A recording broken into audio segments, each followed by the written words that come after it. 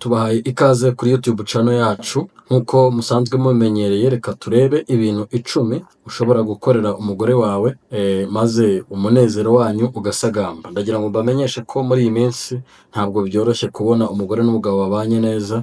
Kenshi na kenshi niyo bari mu nzira usanga umwe ari muri metero 50 ku buryo utashobora no kumenya ko ari umugore n'umugabo, ariko mu by'ukuri ntabwo ariko byakagenza. Abagabo benshi mu ngo zabo baba bameze nk'intare, biragoye nyine ko umwe yakwita undi sheri cyangwa se ngo amubwire ko amukunda.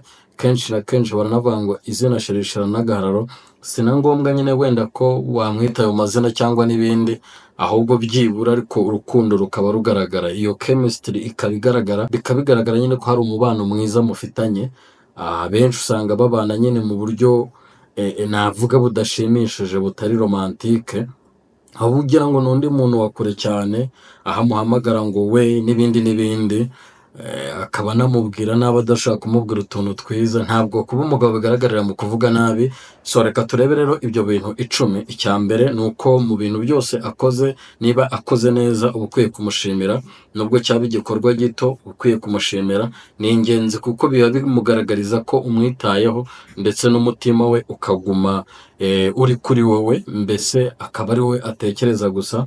Icya kabiri ni ugupanga, ukaba wamusohokana ahantu runaka, hashaka kuba muri resitora mugasangira, hashaka kuba muri natire runaka. Icyo gihe muba muri kumwe kigenda gikomeza bond cyangwa se ubumwe mufitanye, ku buryo nyine ahora akwishimiye. Icya gatatu ni ukumufasha imirimo yo mu rugo. Gufasha uwo mwashakanye imirimo yo mu rugo, gukubura cyangwa utundi turimo, ntabwo kuba wamufasha gukoropa bikugira imbwa nk'uko benshi babivuga, ahubwo bikugira umugabo. Erega umenye ko umuntu uba uri kwitaho, uba uri guha care, nugira ikibazo niwe uzaba uhari. Kenshi na kenshi ba bagabo nyine ntabwo iyo wagize ikibazo baboneka, iyo warwaye niwe ugukarabya, iyo wagize intege nyine ukwitaho. Niyo mpamvu rero nyine uwo muntu akwiriye gufashwa, akwiye kwitabwaho.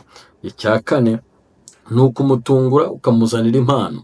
Niba wagiye mu rugendo runaka, niba uri mu kazi runaka ahantu kure, nuzirikana abana ukabazanira umugati, n'umugore wawe nawe ukwiye kuba umuzirikana, ukagira akantu wamuzanira. Ntabwo ari ngombwa kumuzanira ibintu bihenze, nawe ako kantu gato gakora mu rukundo kamunezeza. Ikindi cya gatanu ni ukumwandikira utumesaje tw'urukundo. Niba uri mu kazi uri kure, mwandikira akamesaje umubwire ko umukunda.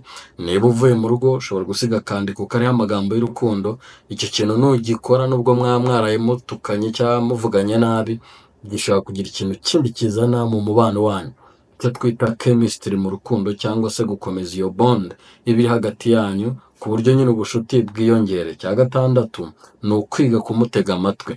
Nibyo nahereyeho, abagabo benshi ntabwo bajya batega amatwi abagore babo, babafata hari nk'igikoresho runaka, ariko umugore nawe ni umuntu ukwiye gutegwa amatwi. Ni umuntu ufite ibitekerezo byinshi, we ushaka gufasha urugo rwanyu. Mu gihe rero afite icyo akwiye kukubwira cyangwa ashaka kukubwira, ukwiriye kumutega amatwi.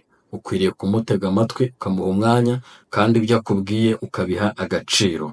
Ikindi ni ukumuhereza umwanya wo kuruhuka. Ntabwo umugore ari ponda, ntabwo yaje kugira ngo abe umukozi wo mu rugo, ntabwo yaje kugira ngo ibyo bintu byose ubona bidatunganye bitunganye. Oya, nawe aba akeneyemo akanya ko kuruhuka, aba akeneye akanya ari wenyine, akiyitaho, akagira ibyo atekereza bye. Nk'uko nawe nyine igihe runaka ujya ufata akanya ukajya ahantu runaka ukaruhuka, uko nawe niko abikeneye. Icya munani ni ukumushyigikira mu ndoto ze, mu nzozi ze, ukamushyigikira mu ntego ze. Abagabo benshi bisa naho iyo azanye umugore aba agomba kugendera ku mabwiriza y'umugabo. Niyo mpamvu kenshi na kenshi hari igihe wenda umugore akora divorce n'umugabo, cyangwa se umugore yagira ibyago agapfusha umugabo, ukabona urugo ruteye imbere cyane kurenza uko byari bimeze.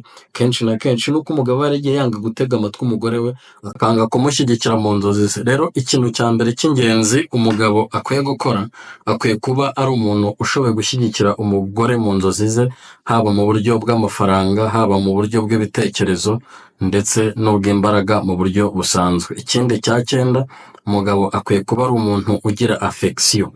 Ntabwo abagore ari ibikoresho by'imibonano mpuzabitsina. Ntabwo umugabo akwiye gutaha wenda avuye mu kabari agahita abwira umugore ngo hindukira atanamuteguye. Ntabwo ari uko nguko bimeze, ahubwo umugabo akwiye kuba ari umuntu ugira affection, ashoboye gutegura umugore we.